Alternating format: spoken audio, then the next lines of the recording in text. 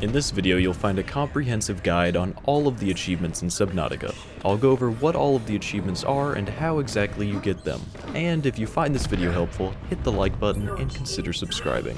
Now, let's get into it.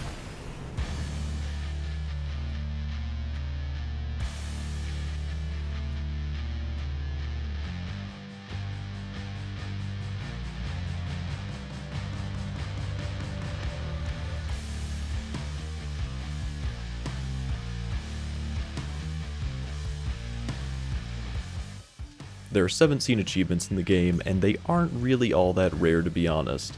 If you're looking for one in particular, I put timestamps for each achievement down in the description below. It took me around 28 hours of this playthrough to fully complete the game, but I took my time with it for the most part, so you should be able to get it done much quicker if you're going for speed. One thing to keep in mind is that this game isn't actually that hard. It seems scary due to the fear of the unknown, but you are much more maneuverable than any of the enemies other than when in a Cyclops, and things do much less damage than you'd expect. Another helpful thing to use if you're on PC is to press the F1 key to pull up coordinates to help figure out where you need to go to get to certain areas.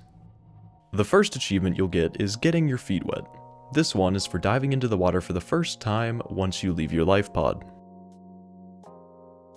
Personal propulsion is for building a sea moth. You'll need to search the surrounding area around the life pod for blueprints to scan, as you'll need to scan enough fragments for the mobile vehicle bay and the sea moth. For seaside living with an ocean view, you'll need to find the Degasi habitat on the floating island. Shortly into the game, there will be a waypoint for going to the Aurora rendezvous point, which will lead you to the floating island. On this island, you'll be able to find multiple Degasi bases, which all have some helpful things to be found inside. The specific action that will unlock the achievement is by picking up the Storm PDA inside the largest base that is not up on a mountain. The next one is settling in for the long haul, which you'll get for building a room that has a hatch of some kind as an entrance. You'll get ancient technologies for finding the enforcement platform, aka the giant alien gun building. Once the sunbeam is coming down to land, you'll get a countdown and waypoint for the landing zone. This is the other island on the map where this alien building is located. The specific part of the alien facility where you'll get this is when you walk in, go all the way into the back, and interact with the terminal. I'd also recommend making a small base near the facility with a fabricator and solar panel, as it will be quite helpful in the endgame. For Extinction event avoided, you'll need to repair the reactor of the giant crashed ship, aka the Aurora.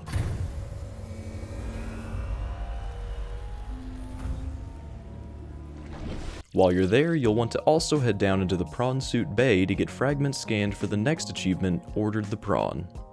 This one is for actually building the prawn suit after scanning those fragments. 40-foot sub for 1 is for building the largest vehicle you can operate, the Cyclops. You can find the fragments for each of the 3 sections of the Cyclops in some of the deeper areas around large wrecks. There is a wreck in Sea Treader's Path and one near the gun platform in the mountains biome, which were the ones that I used to find most of my fragments. Follow the Degasi is for finding the Degasi habitat in the Jelly Shroom Caves. There are 4 entrances to the cave system, which have pink fauna close to the cave entrances to mark them. I also have the coordinates for these entrances pulled up here if you'd like to use that to find them. This is going to be about 300 meters down at the deepest area, and you'll want to avoid the tops of the shrooms, as crab snakes live in them and don't like when you get too close. The specific action that will unlock the achievement is by picking up the PDA located here. For Follow the Lost River, you'll need to find the disease research facility that is in the Lost River. There are 4 main entrances to the Lost River. The one that I used was in the Blood Kelp Trench. The path that I took was quite easy to avoid the single Leviathan in the path. As you get further through the river area, you'll find some alien pillars, which is an easy landmark to tell where the disease research facility is.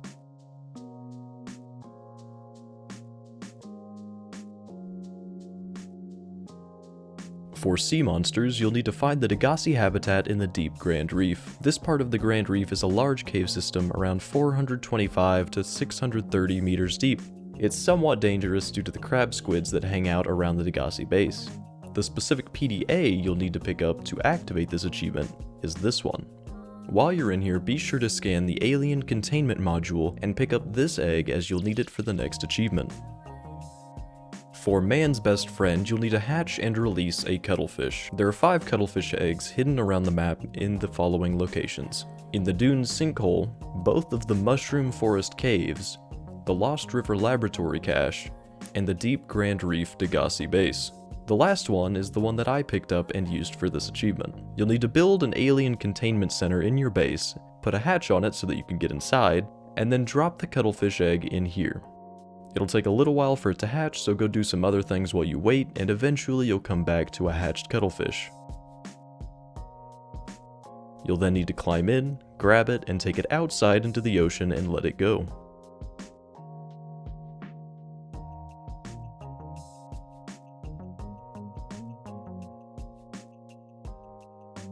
For thermal activity, you'll need to find the thermal plant which is inside the lava castle.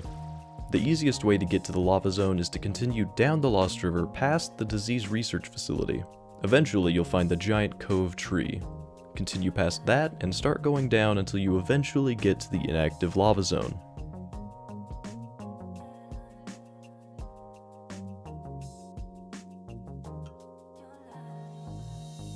Then after going through this for a bit, you'll come to a much larger open area where 2 sea dragon leviathans swim around.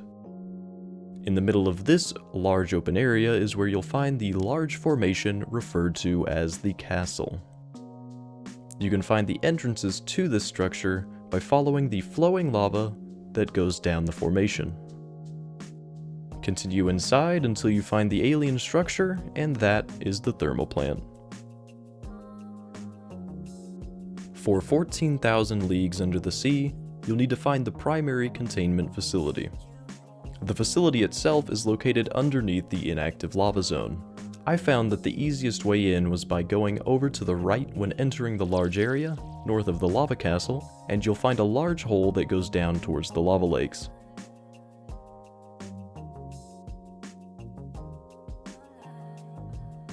Once down here, you essentially just have to grapple your way over to the other side, and eventually you'll see the primary containment facility.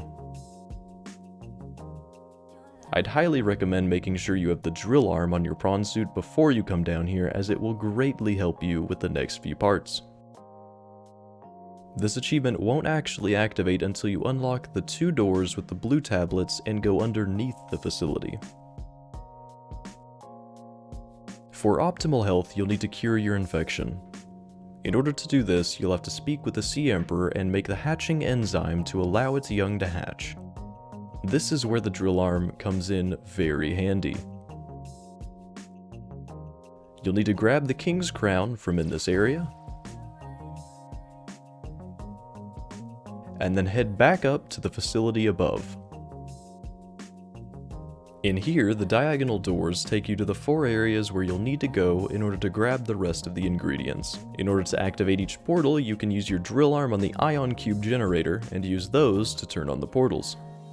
You'll need to then go through each of the 4 diagonal portals and grab ghostweed, eye stalk, fungal samples, and a bulb bush. Once you have all of these items, you can go back down and through the portal that the Emperor reveals to go back to the mountain island. From here, you can either travel back to the life pod, or just go to the base that you made with a fabricator and create the enzymes. Now that you have that, you can go back through the portal and use it on the eggs. At this point, they'll all hatch and start spitting out some blobs, which you'll need to swim up to, grab, and get cured. Now that you're cured, you can go back and disable the quarantine enforcement platform, aka the giant alien gun, and go grab the next 2 achievements.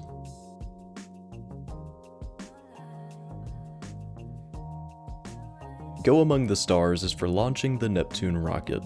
I built the rocket as I went through the game to make sure I wouldn't have to do a lot of resource grinding at the very end. I'd recommend doing that to make the endgame easier, as some of the resources needed are in the inactive lava zone, and it takes a while to get back down there to farm. As you get ready to launch the rocket, one of the steps that you can go through is to set up a time capsule. Doing this is going to get you the Leave Only Time Capsules achievement. And with that, we now have 100% of the achievements in Subnautica. If you liked the video or found it helpful, be sure to like, subscribe, and leave a comment for what game you'd like me to cover next. And if you want to subscribe to my Patreon to help support the channel, the link is in the description below.